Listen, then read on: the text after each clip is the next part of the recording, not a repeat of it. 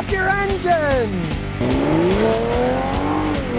Here we go again. GM proves that they don't care about their own customers. They won a lawsuit about the C7 wheels on the Corvette. Turns out that they're cracking bending. People have sued them, said, hey, you got to give us new ones. They're blaming it on all kinds of other things. GM won the case on a technicality. They're saying that these wheel failures are due to a bad design. Technicality in the law. Now, if it was materials or workmanship, they would have lost. But they said it wasn't because of bad materials or workmanship. It was because of a bad design. Well, let's see. Didn't they design it? Whatever was on their car, you think they could stand behind it. People are paying all this money for these Corvettes, and they don't even stand behind it saying, well, it was a bad design. That's not our fault. Well, it's your car. You designed it, or you bought it from somebody who designed it for you. The buck stops here, GM. It doesn't stop at some legal court where you're not paying. They don't even want to satisfy their own customers. It's like, hey,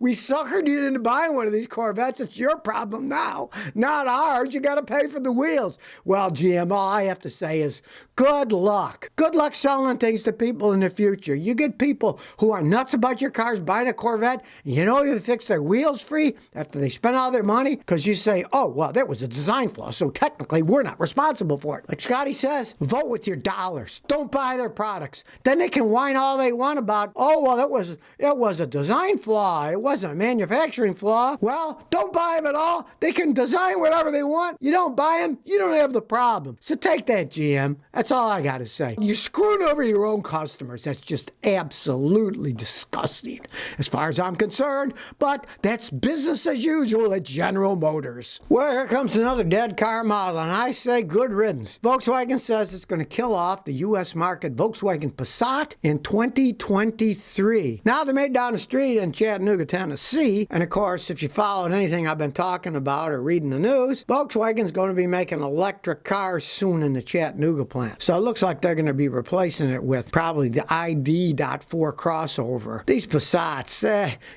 nobody else in the world has them, the Passats, only here in the United States. They're kind of old-feeling cars, and from my experience, the typical Volkswagens, after they get to be a few years old, the plastic breaks, they fall apart. They're super expensive to maintain and repair, so, hey, I think it's a good thing they're not going to be making them anymore. Maybe Volkswagen will revolutionize things with electric cars like they did with the Beetle. Who knows? Because this Passat wasn't revolutionary at all. It was archaic. I mean, the thing I got against these Volkswagens, especially, the overuse of plastics, they just come apart at a minor fender bender. Half of the front of the car will come off. I had a customer with one that just got nudged by a truck, and the whole front of the car got ripped off. I mean, they're just cheaply made. They don't hold up all that well over time. And I mean, they are zippy. There's no arguing that. But when you see the competition that's out there, it's no wonder they're not going to be making them anymore for selling in the United States after 2023. I'm amazed they still continue to build them. I don't see their market, where they fit in. Obviously, Volkswagen's, like everybody else, is getting out of the sedan business, and they want to make SUVs where all the money is. And Volkswagen's not really a truck company here in the United States. Like Ford, that dropped all their sedans except for the Mustang, and they're only making trucks and SUVs, so it makes total sense. If I was Volkswagen, I would have dropped it this year. I wouldn't even have taken it into 2023. But then again, they got so many bad cars out there, Volkswagen, they have to drop 3/4 of their line, according to me.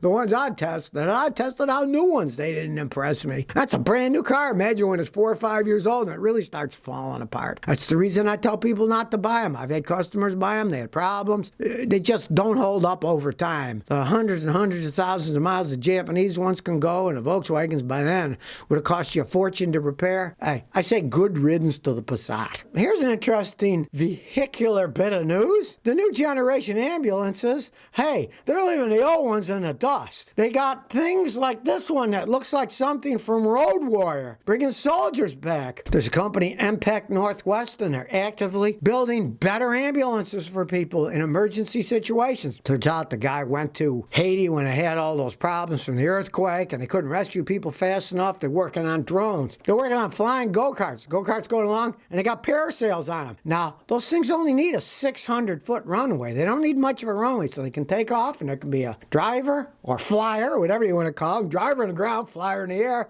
and a passenger. People are using their imagination there. The whole world of ambulance has gone wild. There's even one company that it's working on one that's $1 million. Now, I do have to say, I can't wait for the bill to come for the person that rides in one of those things. My son recently in Massachusetts got a ride with the volunteer fire department, and it cost $1,000 to go a couple miles. It's gotten to a point of absurdity of what they're charging. You can imagine if it's $1 million ambulance, what are they going to charge you, $10,000 for an ambulance ride? But most of these things are for emergency rescue, and nobody pays for it but the tax dollars. So they're rescuing people. It's a good thing. And as you can see, man, they're making some interesting rescue ambulance vehicles. Some of them are command centers. They got kitchens, bathrooms, all kinds of stuff in them. They're really making a whole plethora of vehicles to rescue people. Hey, kudos to those guys at that company. CKA Park says, any suggestions on the next car to purchase? I have an 85 Volvo 244. Boy, those things were Sherman tanks. Had it for 25 years. My mechanic said, don't put any more money in it. I'm in my 60s. Somebody said, don't get a hybrid because I don't drive enough. I don't want to spend a fortune because I don't need to use it daily. What should I look for? 85 Volvo 240. Yeah, those things can run forever. If it is finally wearing out, you got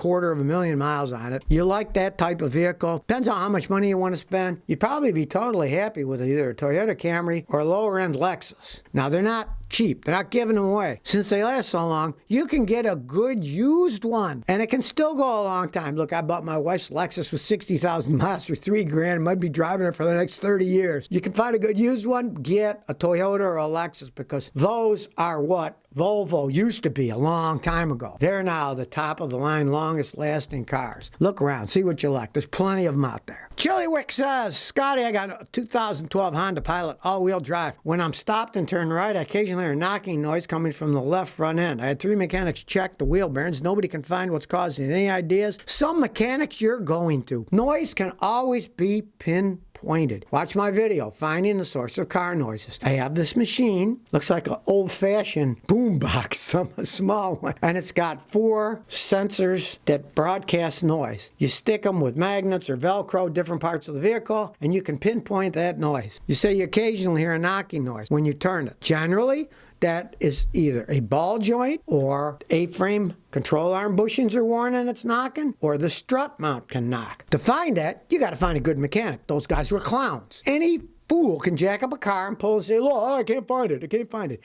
That's jacked up in the air. When they're really worn, yeah, that's great. But you said occasionally. That means whatever your problem is, it's just starting. So let's say it's a ball joint. Then it has to be tested loaded. It'll only make the noise when the weight of the car's on it. So you got to put it up on a lift and then you got to load it. And if these mechanics don't know how to load it, they're idiots and they're not mechanics. That's the problem today. There's a lot of guys working as mechanics that don't know anything about what they're doing. They just are in it. They're trying to make money. And if they're working at any kind of a chain shop, they're probably making very little profit, and they hire anybody off the street. You got to find a good mechanic to check stuff out like that. That's why for noises like that, you got to find a good front end shop. Try to find one around you, and when you do, tell your friends. If you don't know one, ask your friends if they know a good front end shop.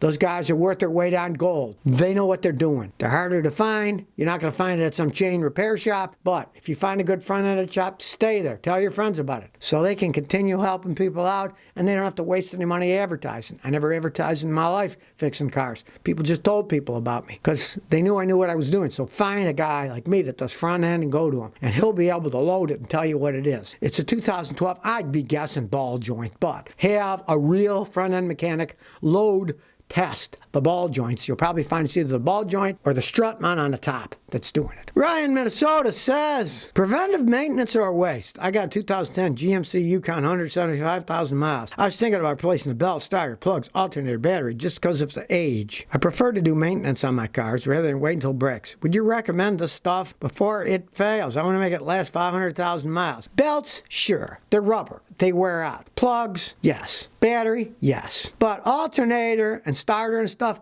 I would just wait on that, because when they go, they don't do any damage just anything else. And sometimes, this may sound weird, but sometimes the older one will be better than buying a rebuilt one at an auto parts store. If you're buying a starter or an alternator at most auto parts stores, they're rebuilt. So they're one that was broken, it was fixed. Yours still works.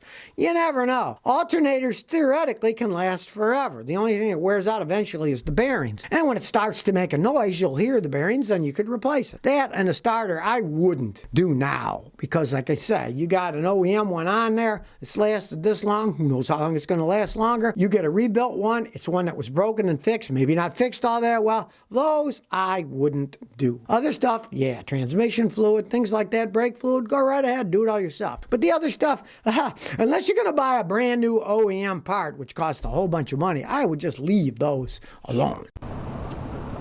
So if you never want to miss another one of my new car repair videos, remember to ring that bell.